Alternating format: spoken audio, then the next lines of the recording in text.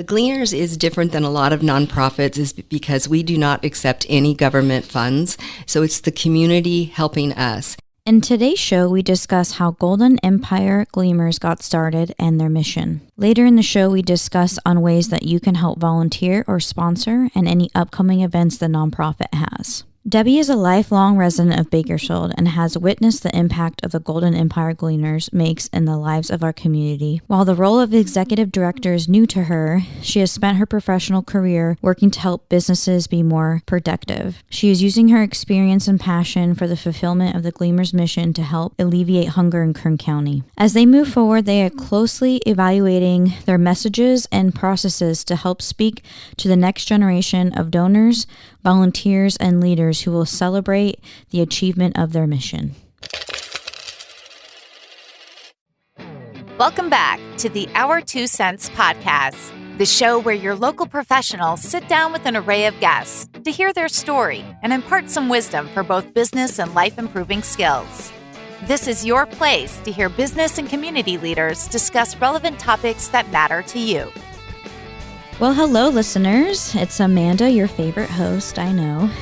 We're here today in the studio with an amazing nonprofit that I recently learned about, and I'm super excited to share their mission and what they're doing in the community. And I'd like to introduce Debbie Powers. She is the executive director of Golden Empire Gleaners. Alrighty, hello, Debbie. How are you? I'm doing well. All right, so why don't you tell me more about this nonprofit and how it got started? In 1985, there was a group of men at a Bible study at St. Philip's Church, and they were reflecting on the goodness that the Lord had brought to their lives and the debt of gratitude they had. So they wanted to give back to the community, and they looked at gleaning from the local farms because there's about 300 million pounds of food that was going to waste. So they wanted to glean that food, start a pantry, and give to those in need. Wow. Okay, so that's where the name comes in then. Yes. That's awesome. I've never even, that's such a cool need that they gave to the community, that there was kind of waste happening and production of food. They saw a need in the community of hunger, and then they facilitated it. So that's amazing.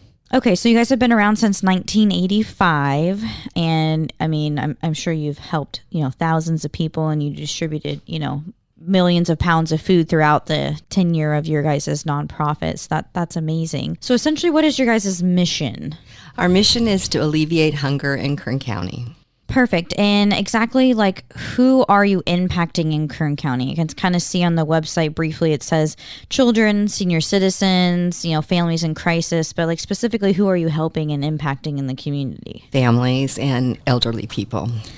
Wow. Okay. So it says that you provide food for well over 7,500 families and individuals each month. And I think that's definitely gone up since the end of the CalFresh Foods on February 28th. On March 1st, it was crazy. The phones were ringing and we couldn't keep up. We literally now, during COVID, we were doing 40 to 60 baskets a day. Oh, wow. 2 weeks ago, we're at 183. We actually don't have enough carts to build the family baskets on. So sometimes we have to say, stop the orders. We have to wait for families and agencies to pick up the baskets. Okay. And then we can start rebuilding them. Why do you think there's such a huge difference from not even a year ago to now of people needing food? What are you seeing in your community why there's such a need? Because that's 46 to 100 is a very big gap. Well, during COVID, there was so much financial aid out there, and it all stopped February 28th.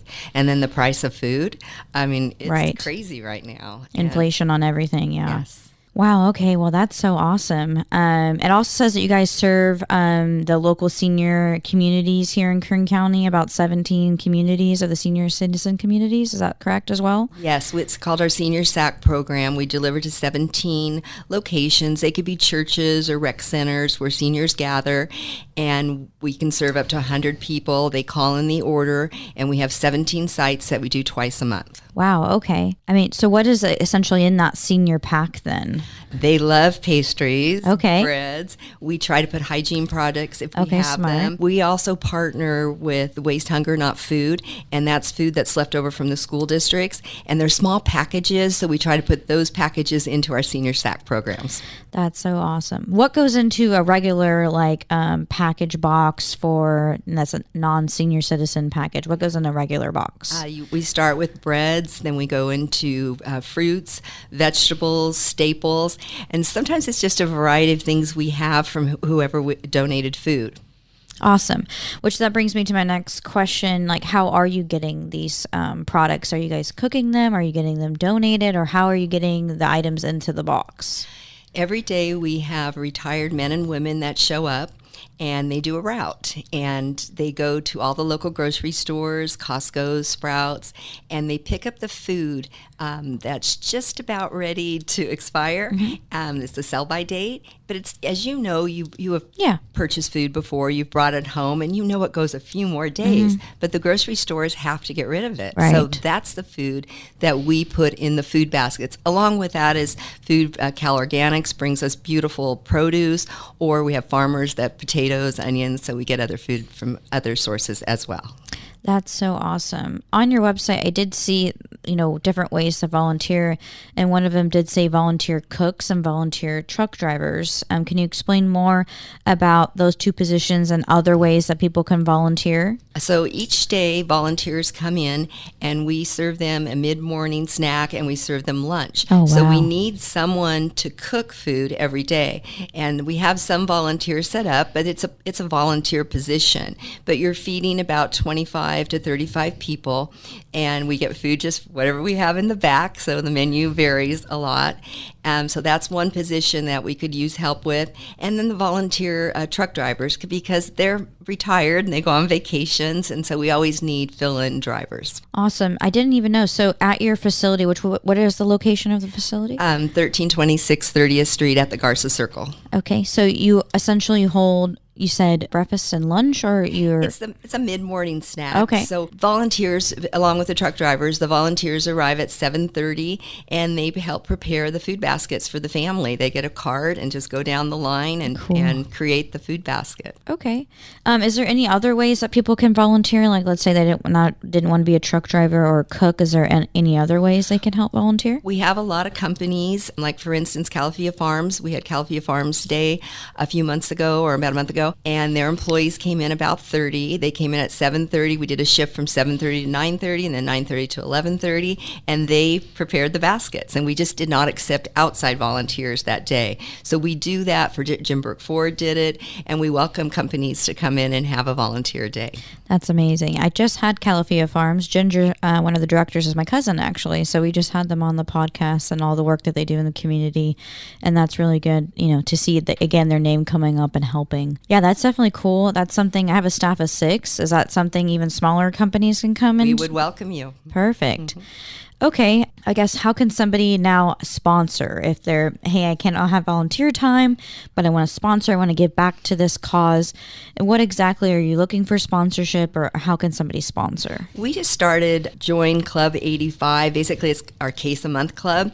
And there's 4 different levels that you could sign up for. $20 a month, $40, $60, $85. It's an automatic debit to your checking account or your debit card. And this would really help our bottom line. We receive no government funding, so we're always looking for new sponsors or new ways to stay afloat. That's awesome. So you take, obviously, food donations. Is that only from the grocery stores and agriculture businesses, or is it individuals who can bring full food as well? Mm-hmm. And then they can also sponsor monetary-wise. Yes. Okay.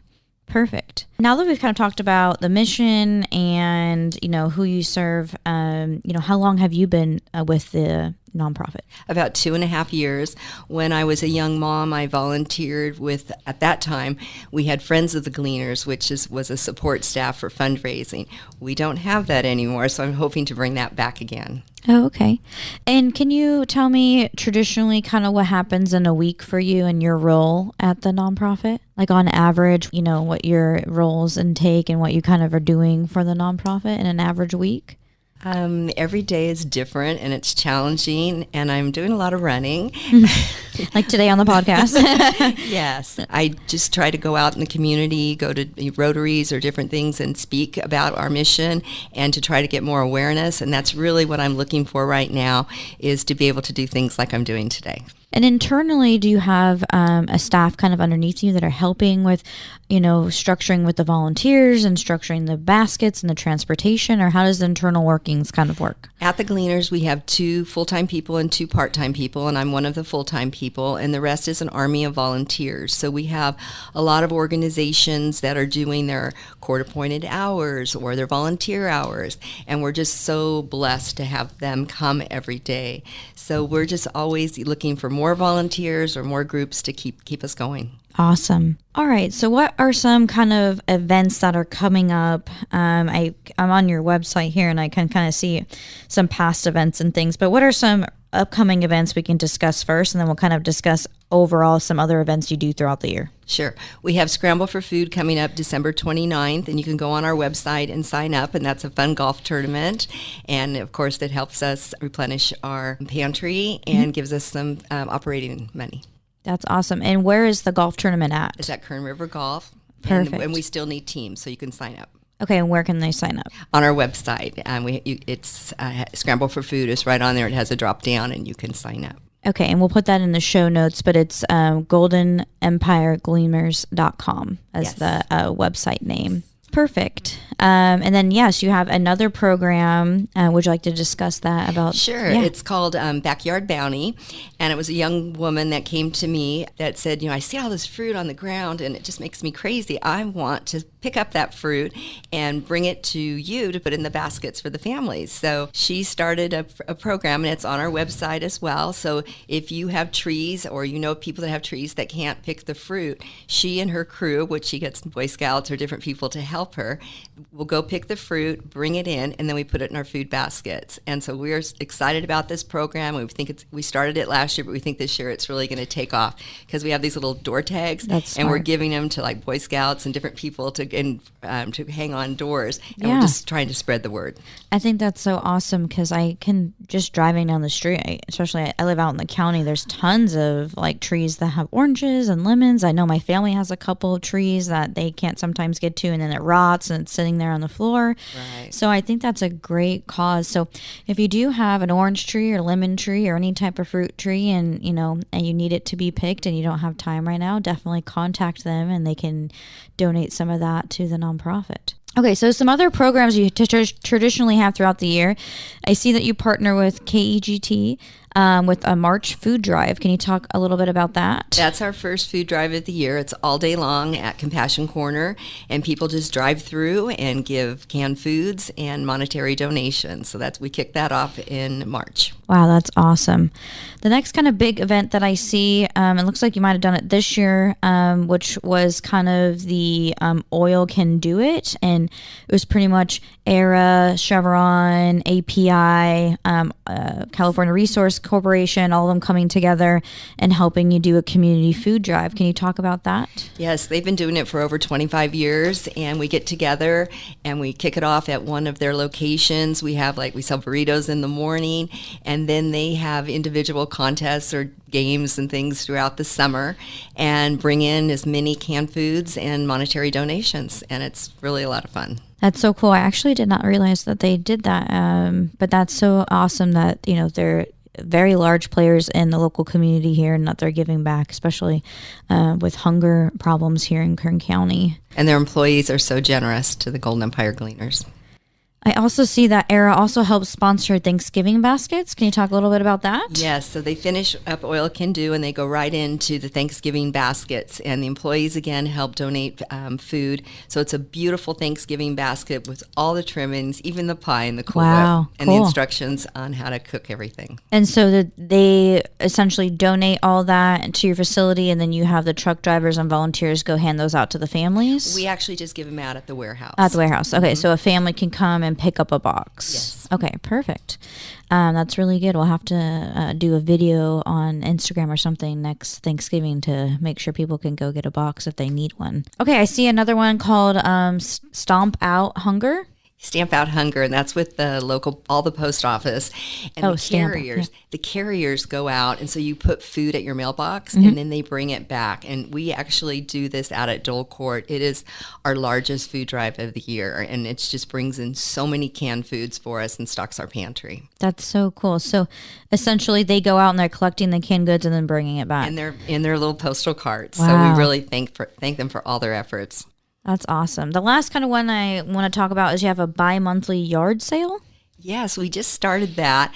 So we get a lot of items back from stores that they can't resell. And so we've started putting them into a room. And also people donate things throughout the year. And they're just clothing or yard items. And so we started doing this yard sale. And it's been really a winner for us.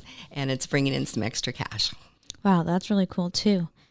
The last one I see here was Rhythm and Roots, and it looks like you had a local song artist playing and performing. Jim Ranger, and it was in October, and it was our 4th annual Rhythm and Roots, and it was a really nice evening.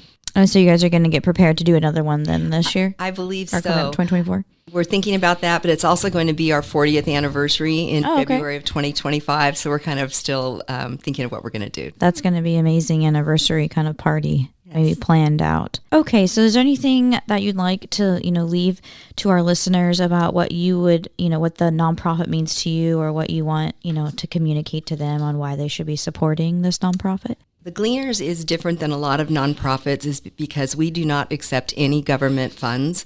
So it's the community helping us. And so if you can find it in your heart to help us continue our mission, possibly with Club 85 or other ways, we would just greatly appreciate any donations. Well, thank you. And I'd like to close out with our rapid fire question, which was, if you won a $10 million tomorrow, what would you spend it on? I'd give half of it to the Gleaners. That's amazing. Well, thank you so much for coming in and sharing about this amazing local nonprofit. Bless you and bless everybody that's doing the hard work and all the volunteers. And I appreciate you for coming on today. Thank you for having me. Of course.